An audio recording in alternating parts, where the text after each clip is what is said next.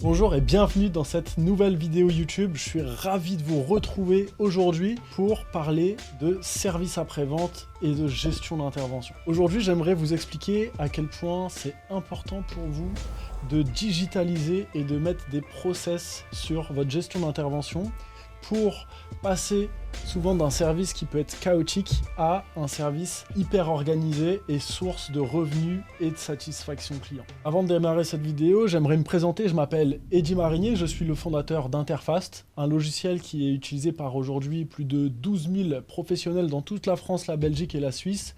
Et j'ai moi-même échangé personnellement avec plus de 1000 entrepreneurs qui dirigent des pôles SAV. On a aussi la connaissance de tous les retours faits par nos clients qui gèrent aussi du SAV, ce qui nous a permis de monter en expertise et de comprendre absolument tous les tenants et les aboutissants d'un pôle SAV, à savoir la planification, la facturation, le fait de devoir rédiger des rapports d'intervention, les process, le suivi des interventions, la cartographie, tout un tas de choses. Et je sais que c'est pas facile, surtout quand on ne maîtrise pas, quand on démarre son entreprise. Peut-être que vous gérez déjà votre entreprise depuis plusieurs années, mais que ça reste un peu chaotique. À chaque fois qu'il y a une nouvelle urgence, il faut remodifier tout le planning. Vous avez peut-être aujourd'hui des bons d'intervention qui sont sous format papier, qui sont sur Excel, peut-être qui sont sur Google Agenda. Le tout n'est pas lié avec votre fichier client.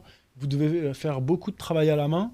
Et on va regarder ensemble, aujourd'hui, comment est-ce que vous allez pouvoir passer d'un système, disons, chaotique à une organisation millimétrée qui vous permet d'être plus efficace et d'impressionner vos clients. Et ainsi, vous apporter beaucoup plus de sérénité parce que vous allez être bien organisé, que vous allez retrouver l'information et que vous allez pouvoir facturer rapidement vos clients. Pour rappel, j'ai dirigé pendant 7 ans une entreprise de climatisation et de froid commercial. Et dans ce type d'entreprise, on gère 3 pôles, à savoir la gestion de chantier, la maintenance préventive, sur laquelle j'ai déjà fait une vidéo que vous pourrez retrouver dans la chaîne YouTube. Et on gère aussi un pôle SAV, service après-vente. On va gérer toutes les urgences de nos clients. C'est exactement ce qu'on va voir tout de suite. Donc cette vidéo, elle va être découpée en plusieurs parties. La première, on va regarder ensemble quels sont les enjeux du SAV. La deuxième partie, on va catégoriser les types d'interventions qu'on peut retrouver dans un service après-vente. Ensuite, on va regarder le cycle complet d'une intervention, de la demande du client jusqu'à la facturation. Et enfin, on va voir comment est-ce que vous pouvez structurer votre SAV, notamment grâce à la digitalisation.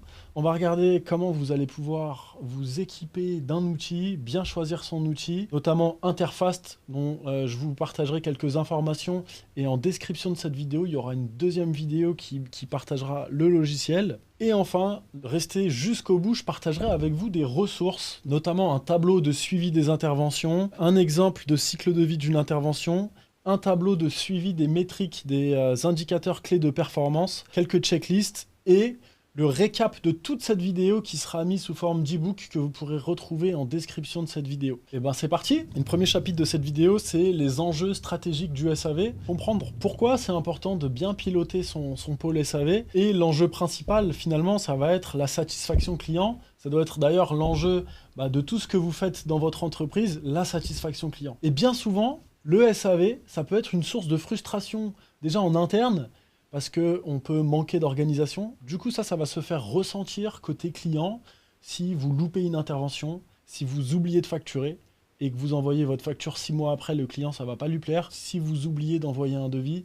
si ça vous génère aussi beaucoup de paperasse parce que vous allez faire des rapports papier ou pas de rapport, vous n'allez pas avoir de traçabilité. En ayant un bon pôle SAV dans votre entreprise, l'idée, ça va être d'améliorer votre image de marque, votre professionnalisme, de gagner en efficacité et par extension, d'augmenter la satisfaction de vos clients et en faire des clients fidèles. Un client qui va recevoir un bon SAV, c'est potentiellement un client qui va revenir chez vous pour des travaux, qui va vous demander des travaux supplémentaires, qui vous recontactera quand il y aura un nouveau SAV dans le futur. Donc il va falloir être très sérieux sur la manière de suivre toutes vos interventions et d'en gérer l'entièreté du cycle de vie. Ça, c'était le petit préambule. Il y a autre chose aussi pour moi qui est important, c'est de s'assurer, et c'est votre travail en tant que dirigeant, que votre pôle SAV est source de revenus. Et que ça ne soit pas un centre de coûts, c'est-à-dire que vous gagnez de l'argent grâce au SAV. Et ça, vous allez pouvoir le savoir uniquement si vous mesurez des indicateurs de performance. Et on va regarder aujourd'hui comment est-ce qu'on peut suivre tout ça, notamment grâce à Interfast, un outil qu'on développe depuis 4 ans aujourd'hui, mais c'est pas l'objet de cette vidéo, il y aura une autre vidéo concernant Interfast, et donc on passe au second chapitre. Chapitre numéro 2. La première chose à faire, ça va être de catégoriser toutes vos interventions. Si on ne peut pas catégoriser une intervention, on ne peut pas en définir la priorité. Et si on ne définit pas la priorité, c'est-à-dire que toutes vos interventions auront le même niveau de priorité, et que du coup, vous allez traiter une urgence de la même manière qu'une intervention qui n'est pas importante. Donc selon votre entreprise, vous allez pouvoir catégoriser vos interventions. Là, je vais vous donner quelques exemples assez génériques, mais ce sera à vous de créer vos propres catégories. Il y a par exemple donc les vraies urgences. Il faut absolument aller chez le client rapidement. Ça peut être parce qu'il a une fuite d'eau chez lui. Donc on ne va pas attendre que son appartement se transforme en piscine.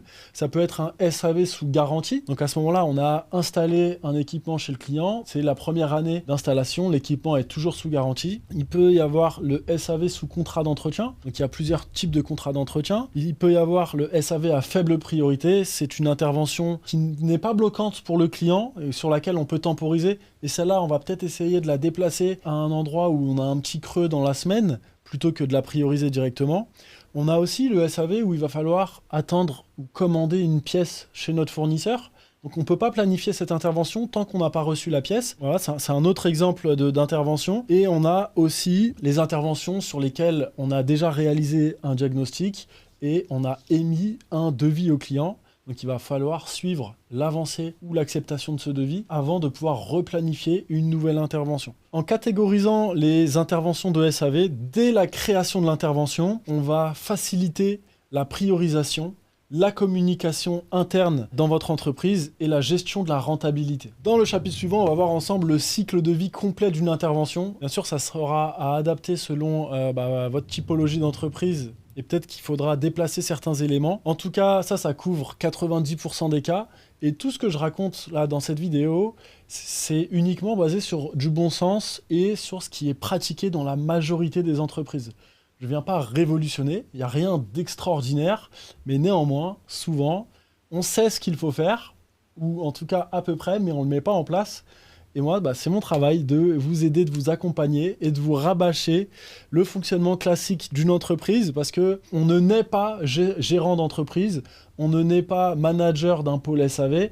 C'est quelque chose où on va monter en compétence au fur et à mesure. Et notre ambition, bien sûr, c'est que vous deveniez plus fort, que vous vous améliorez et que vous gériez mieux votre entreprise. Donc, dans le cycle classique d'une intervention, la première chose, c'est la demande du client. Et il va falloir réceptionner cette demande. Et donc, le client, il va vous contacter via plusieurs canaux et ça va être à vous, et on verra ça dans le prochain chapitre, de centraliser tout ça. Mais voilà, la première étape d'une intervention, c'est la demande du client. Et la deuxième étape qui suit la demande, ça va être la qualification. Donc à ce moment-là, on va vouloir demander très précisément au client le problème, l'adresse, le contact, le niveau d'urgence, potentiellement des photos. Est-ce que cette personne est déjà client? Est-ce qu'elle a un code client? Est-ce que c'est un prospect, un nouveau client? Il va falloir, selon la typologie de votre entreprise, demander un maximum d'informations. En demandant un maximum d'informations, ça va vous assurer d'embarquer ce prospect ou ce client dans la bonne direction,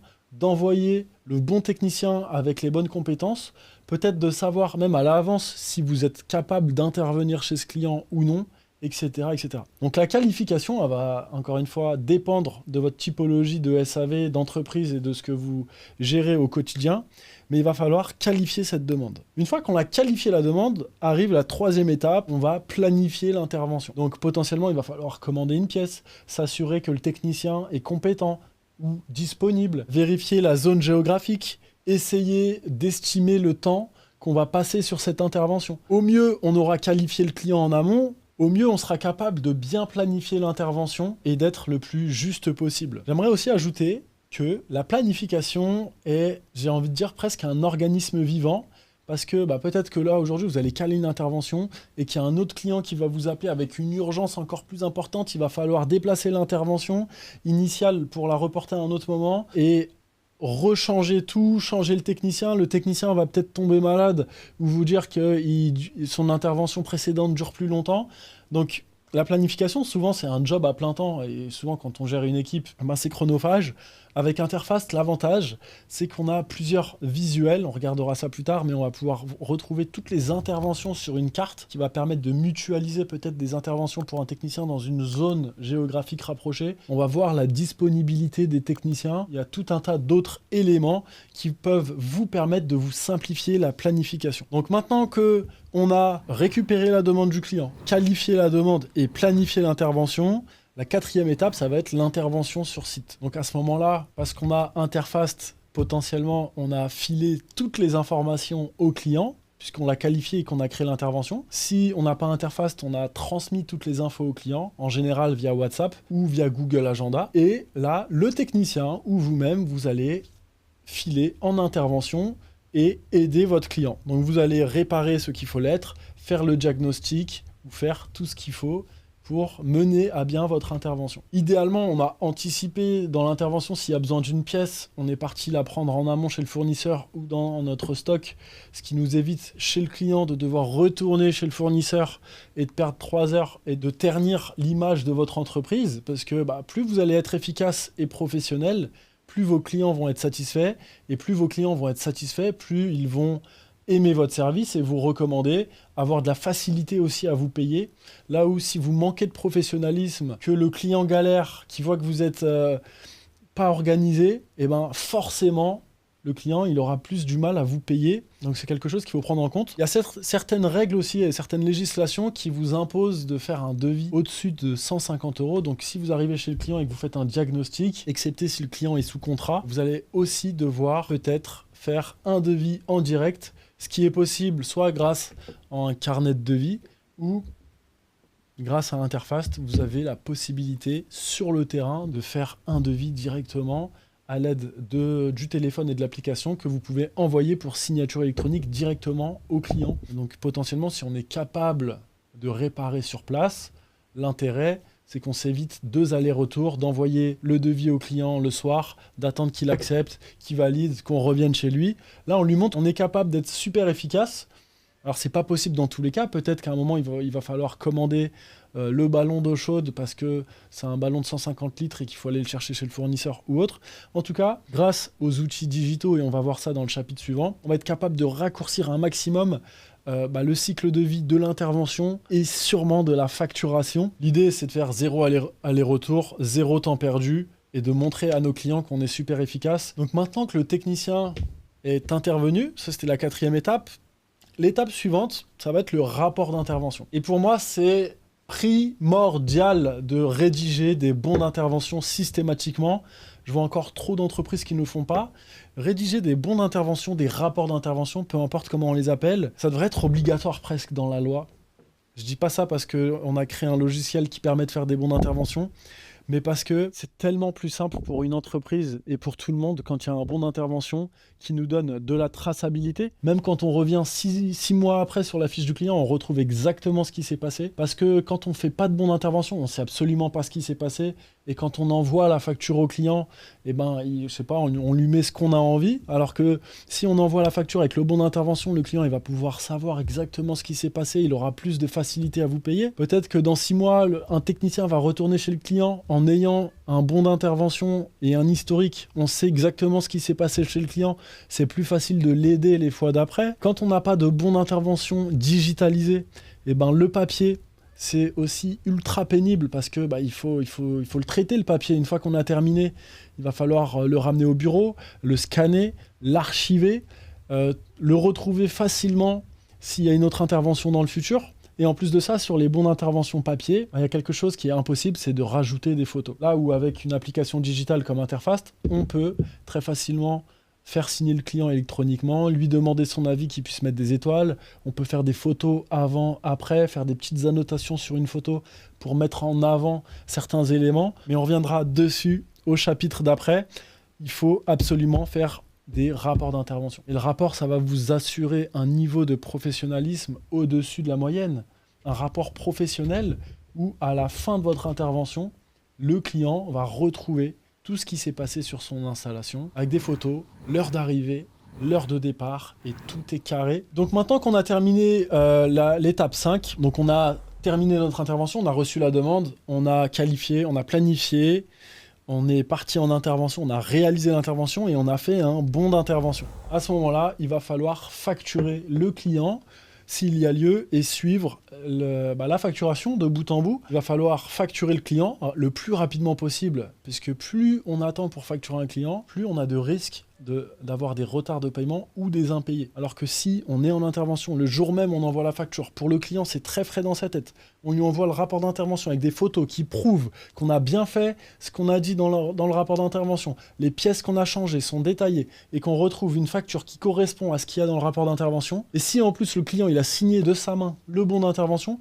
il n'y a aucune raison pour qu'il ne vous paye pas ou qu'il ne vous paye pas rapidement. Et si jamais il y a un litige, ce que je ne vous souhaite pas et qui m'est déjà arrivé, vous avez une preuve de votre passage chez le client. Là où moi, dans mon ancienne expérience, j'ai déjà réalisé des interventions, je n'ai pas été payé, j'ai emmené mon client jusqu'au tribunal et j'ai perdu parce que je n'avais aucune trace de mon passage chez le client. Et peut-être que c'est à cause de ça que j'ai créé Interfast. La facturation. C'est quand même le nerf de la guerre parce qu'aujourd'hui, moi ça m'est déjà arrivé, mais je discute avec pas mal d'entreprises et d'artisans. Quand on oublie de facturer, finalement c'est comme si on avait travaillé pour la gloire, on a fait le travail, on a organisé, on est parti chez le client, on a peut-être acheté des pièces chez le fournisseur et on n'envoie pas la facture. Ça devrait être le principal, vous devriez facturer directement à la sortie de l'intervention. Et c'est pas tout le temps le cas. Avec Interfast d'ailleurs, on a une fonctionnalité qui est incroyable, c'est que vous allez pouvoir lister toutes les interventions qui ne sont pas rattachées à une facture et les facturer en un clic. Et dans la facture, on va retrouver tous les éléments qui correspondent à la facture, si vous avez changé des pièces, le temps de main d'œuvre, le déplacement. Et c'est incroyable, c'est impossible avec Interfast de louper une facture d'une intervention. En plus de ça, on a aussi une possibilité, si vous travaillez par exemple tout un mois chez un client, parce que c'est un client récurrent, un syndic, un restaurant, en un clic, vous pouvez facturer plusieurs interventions et dans les documents de la facture, il y aura tous les bons d'intervention qui seront liés avec.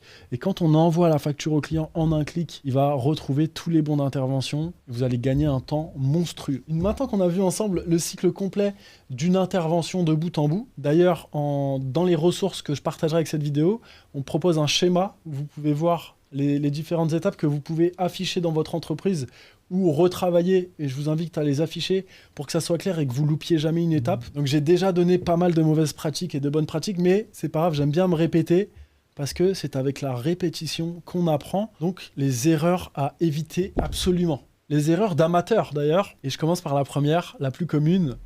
Non mais vous inquiétez pas, j'ai tout dans ma tête, je gère tout. Non. Ça c'est le meilleur moyen pour oublier et pour passer pour un amateur. Un professionnel, il va enregistrer. D'ailleurs, il faut voir plus loin en fait qu'aujourd'hui, ni même que demain. Pensez à dans 6 mois, si le client vous rappelle, comment vous allez faire pour retrouver toutes les informations. Pensez à dans 10 ans, quand vous allez revendre votre entreprise. Le racheteur qui va venir, il va vous dire, ok, il est où l'historique de l'entreprise? Si on a un logiciel ou un système en tout cas, parce que vous n'êtes pas forcément obligé d'utiliser Interfast, mais si on a un système où tout est enregistré, tout est consigné, qu'il y a une information qu'on peut retrouver très facilement dans la fiche client, telle intervention, tel jour, tel technicien, tel problème, telle pièce changée, bah ouais, là, vous êtes un professionnel. Mais je gère ça de tête, là, on est du niveau des amateurs. La deuxième erreur à éviter, d'oublier d'envoyer un devis.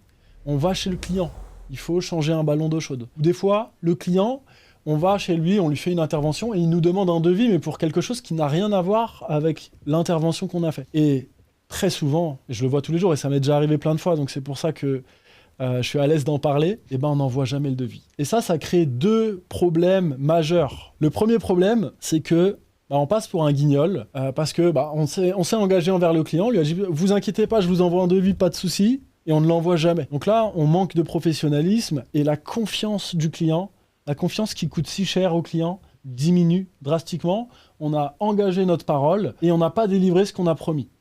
Donc ça, c'est hyper problématique. La deuxième chose, quand même, on a une entreprise à faire tourner. Et là, potentiellement, le client, on lui a dit qu'on allait faire un devis.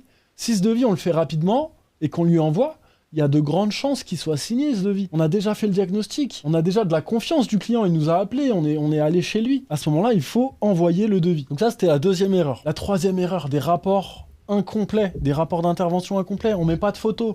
On fait pas signer le client. Il n'y a pas de commentaires. Ça, c'est de l'or pour votre entreprise. Quand vous allez revenir 6 mois plus tard chez le client, imaginez le technicien qui vient derrière, ou vous-même, ou n'importe qui d'autre, qui va retrouver tout l'historique, qui va savoir exactement ce qui s'est passé. Ça, c'est du professionnalisme. On sait ce qui s'est passé. Ça va nous permettre d'anticiper certaines choses, de voir qu'il faut peut-être changer la machine parce qu'on est déjà intervenu 8 fois, que le collègue, il avait fait telle petite modification chez le client, et on va retrouver exactement tout ce qui s'est passé. Ça va nous permettre d'être beaucoup plus efficace dans le futur. Et la prochaine et dernière erreur que j'aimerais partager, c'est la dépendance au papier Excel.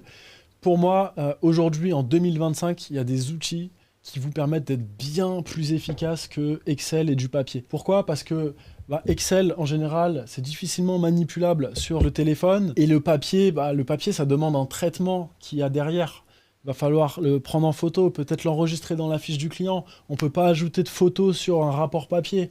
Tout un tas de choses qui font que pour moi, c'est assez passé. Là où, avec une application terrain, comme on propose, on peut remplir l'intervention, on la valide, elle va directement dans la fiche du client, on peut l'envoyer au client par mail en instantané, et on gagne un temps fou, on a de la traçabilité, de l'archivage, de la sécurité, parce qu'on est bien équipé. Maintenant, on va parler des bonnes pratiques. Rapidement, les bonnes pratiques, on va centraliser toutes les demandes. Imaginez si vous ne centralisez pas les demandes. Donc on reçoit des mails, on reçoit des messages sur WhatsApp, on reçoit des appels, on reçoit des SMS, on reçoit des formulaires parce que les clients, ils ont rentré ça sur votre site internet. Et si on ne centralise pas toutes les demandes, on avance et le client nous rappelle « Oui, je vous ai fait la demande. Ah bon, c'était où ?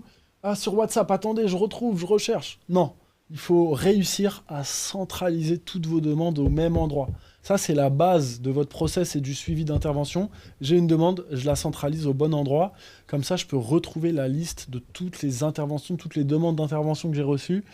Un seul canal, un seul outil pour tout centraliser, c'est super important. La deuxième chose, bien qualifier dès le départ. Plus vous allez correctement qualifier le problème de votre client, plus vous allez être capable de bien l'adresser, votre client, de bien déterminer quelle pièce il faut changer, quel technicien il va falloir envoyer, le niveau d'urgence, etc. Mais j'en ai déjà parlé. La troisième chose, planifier intelligemment. Par exemple, avec Interfast, on a une carte. Si vous avez 2 interventions qui sont collées, on va essayer de faire en sorte que ce soit le même technicien qui puisse y aller. Imaginez si sur tout un tas d'interventions, vous arriviez à en faire une en plus par jour. Vous augmentez drastiquement la rentabilité de votre entreprise. Standardisez les modèles. Dans Interfast, on propose plus de 200 modèles de bons d'intervention.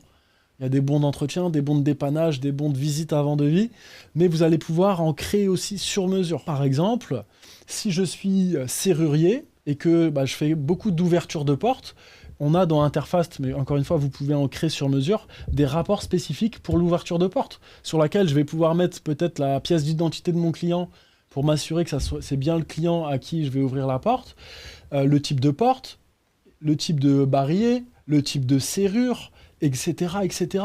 Là où un climaticien, il va peut-être avoir besoin d'autres informations sur sa fiche de dépannage. Quel est le type de pompe de relevage, la température de soufflage, le type de gaz, et tout un tas d'autres informations. Donc, standardiser les modèles, ça c'était le conseil numéro 4. Le conseil numéro 5, documenter sur place. On veut un bon d'intervention systématiquement. Et ça, c'est la base, encore une fois, c'est la mémoire de l'entreprise. Si demain, vous êtes en vacances, et ouais, c'est sympa de prendre des vacances, et qu'il y a un autre collaborateur qui vous remplace, il a accès à tout ce qui s'est passé dans le passé. Si demain, vous changez d'assistant ou d'assistante, et qu'il y en a un nouveau qui arrive, il aura toute la traçabilité du client. C'est primordial.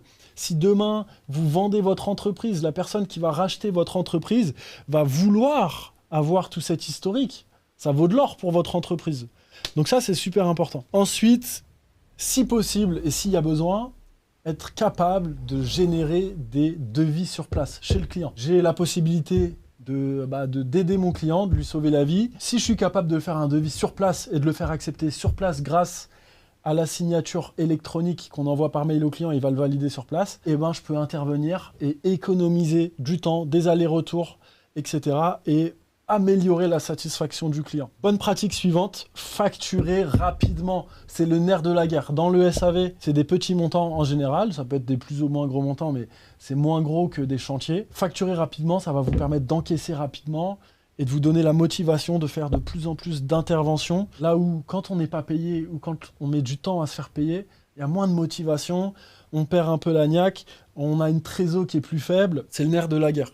La trésorerie de votre entreprise, c'est votre oxygène. C'est ce qui vous permet d'embaucher, d'avoir un peu d'élasticité pour acheter du matériel, pour encaisser un coup dur, une baisse de demande. D'ailleurs, en plus, c'est du travail que vous avez déjà fait. Votre travail numéro 1, c'est d'encaisser le plus rapidement possible. Et enfin, et dernier conseil et dernière bonne pratique sur la gestion d'intervention, c'est avoir des KPI. C'est des indicateurs clés de performance. Et il y a une phrase que j'adore, qui vient de Peter Drucker, c'est un Américain qui a un peu inventé et théorisé le management, qui dit « On ne peut pas améliorer ce qu'on ne mesure pas ». Si vous ne mesurez pas le nombre d'interventions, le total d'impayés sur les interventions, le total de devis réalisés grâce aux interventions, ou tout un tas d'indicateurs que vous aurez déterminés en fonction de votre activité, si on ne suit pas ça de mois en mois, d'année en année, de technicien en technicien, c'est impossible de s'améliorer. Parce que c'est au feeling, on n'a pas la data et on fait un peu à l'arrache. Bien sûr, quand on veut s'améliorer sur quelque chose, on mesure. Dans ce dernier chapitre de cette vidéo, j'aimerais vous parler de l'importance de digitaliser votre service après-vente. L'importance de digitaliser votre service après-vente, et il y a uniquement des avantages à digitaliser. La première, ça va être une réduction importante de coûts. Souvent, les entreprises ont l'impression qu'elles économisent parce qu'elles impriment des bons d'intervention au papier, qu'elles sont sur Google Agenda et WhatsApp qui sont 2 outils gratuits. Mais finalement, le temps passé à gérer vos interventions comme en 1995, et derrière qui va devoir nécessiter du traitement, toute l'information n'est pas centralisée, on peut faire des erreurs, des doublons, des oublis, etc. Et on y perd. Donc on a l'impression de gagner du temps d'un côté, ou de l'argent parce qu'on ne paye pas de logiciel, mais de l'autre côté, on travaille comme un amateur. Je vous donne un exemple, c'est un peu comme si je suis boulanger en 2025 et que je pétris encore mon pain à la main parce que j'ai pas envie d'investir dans un pétrin. C'est impossible. C'est comme si, je vous donne un autre exemple, je suis plaquiste et je visse mes vis à la main alors que je pourrais avoir une visseuse ou une clé à choc. C'est inconcevable. Et là, c'est la même chose pour le SAV. J'en ai l'ultime certitude puisque on accompagne des milliers de clients et je sais à quel point le gain est immense dans les pôles SAV qu'on équipe avec Interfast. Mais la digitalisation, en fait, elle va vous permettre de passer un cap supérieur. Et comme j'ai déjà dit pendant toute cette vidéo, il n'y a que des avantages. Le premier avantage, ça va être l'efficacité et le professionnalisme. On va gagner du temps. Pas besoin de prendre une feuille, de la mettre dans une bannette, de la scanner, de l'archiver, de noter dans le fichier Excel qu'on a fait cette intervention, etc., etc. La deuxième chose, c'est qu'on va pouvoir accélérer le cycle de facturation. On a un filtre, par exemple, dans Interfast qui vous permet de savoir d'un seul coup d'œil toutes les interventions qu'il faut facturer et de les facturer en un clic. Ça va reprendre tous les éléments qu'il y a dans l'intervention et les transmettre dans la facture qu'on peut envoyer au client, pareil, en un clic. D'ailleurs, je ne l'ai pas dit, mais sur Interfast, c'est possible de transformer une intervention en facture depuis l'application terrain et je suis chez le client, j'ai fait mon intervention, je l'ai facturé directement et je peux même encaisser l'argent directement qui va me permettre de rentrer potentiellement à la maison ou au bureau sans charge administrative. Donc ça, c'est des choses qui sont possibles aujourd'hui, là où il y a encore beaucoup d'artisans qui facturent 2-3 mois après parce qu'ils ont une grosse période et qu'ils enchaînent les interventions, ils rentrent chez eux à 22 h, ils oublient les interventions qu'ils ont fait, il n'y a pas de bon d'intervention papier. Enfin bref, c'est fait à l'arrache. Je ne juge pas, je sais que c'est pas facile d'être artisan et c'est vraiment pour vous faciliter la vie qu'on travaille nous tous les jours pour créer un logiciel qui va vous permettre de répondre à vos besoins métiers. Et le SAV, c'est quelque chose qui est très mal aujourd'hui adressé par l'ensemble du monde du logiciel, là où nous, on vous simplifie vraiment la vie et le logiciel répond parfaitement à vos problématiques métiers. Et aussi, il y a un autre avantage important à utiliser une solution et à digitaliser son SAV, c'est le lien entre le client, les interventions, les devis qu'on a générés, la facture du client. Et tout ça, ça va vous permettre de centraliser toutes vos données et encore une fois, d'éviter de travailler à la mémoire. Et surtout, il y a beaucoup d'entrepreneurs aujourd'hui qui ne peuvent pas prendre de vacances parce que tout le monde est dépendant d'eux dans l'entreprise. On ne sait pas qu'est-ce qui s'est passé sur le terrain. On ne sait pas le client, quelle pièce on lui a changé. On ne sait pas s'il a été facturé ou pas. On ne sait pas la facture correspond à quelle intervention. Pour terminer cette vidéo, plusieurs choses. Vous pourrez retrouver en description de cette vidéo le lien qui vous montre tout ce que je viens de vous dire, comment est-ce qu'on peut le traduire dans Interfast. Donc comment est-ce que je crée une intervention, Je peux remplir un bon d'intervention, je peux transformer un devis, je peux faire une facture, je peux envoyer ma facture par email, etc. Très simplement, une petite vidéo qui vous présentera tout ça. Deuxième chose, tout ce que je viens de dire dans cette vidéo, pas besoin de prendre de notes, vous pourrez retrouver tout le récapitulatif sous la forme d'un e-book avec l'ensemble de toutes les ressources, donc les checklists, le tableau de suivi des interventions, le tableau de suivi des indicateurs de performance et aussi un modèle de rapport d'intervention. Papier, je sais, il y en a qui voudront quand même pas utiliser de logiciel, mais on a quand même à cœur de vous aider, et un lien qui vous permettra de créer un compte sur Interface si aujourd'hui vous n'êtes pas encore utilisateur et de tester la solution. Donc, je vous invite vraiment à tester et à voir par vous-même à quel point ça peut être bénéfique. Je vous remercie d'avoir suivi cette vidéo jusqu'au bout. Avant de partir, est-ce que c'est possible de vous abonner? De vous abonner parce que ça nous aide beaucoup et ça nous donne un maximum de motivation pour continuer à créer et produire d'autres contenus, d'autres vidéos qui vont pouvoir vous aider dans la gestion de votre entreprise. Et moi, je vous dis à très vite dans une autre vidéo.